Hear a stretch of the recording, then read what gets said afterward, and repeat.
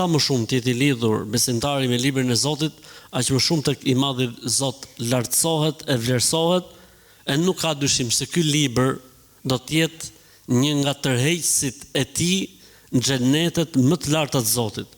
Pejgamberi sallallahu alaihi wasallam ka thënë: "Yuqalu li qari al-Qur'ani yawm al-qiyamati iqra wartaqi fa inna akhira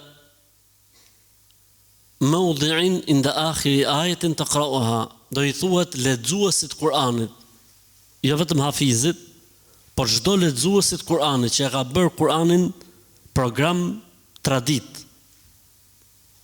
Jo me prit Ramazanin që me ngjuaj herë Kur'anin nga fillimi deri në fund, po me lexu Kur'anin minimalisht 12 herë në vit, pra një herë në muaj.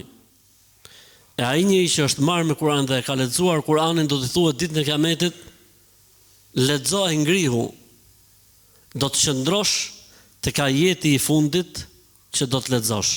Zoti na bëf për atyre njerëzve që kapen me Kur'anin, e lexojnë Kur'anin, e përkthejnë në jetë Kur'anin, e si pasojë bëhet Kur'ani dritë, qetësi, rehati për ne në këtë botë, në jetën e varrit dhe ditën kur do dalim përpara Zotit. Amin.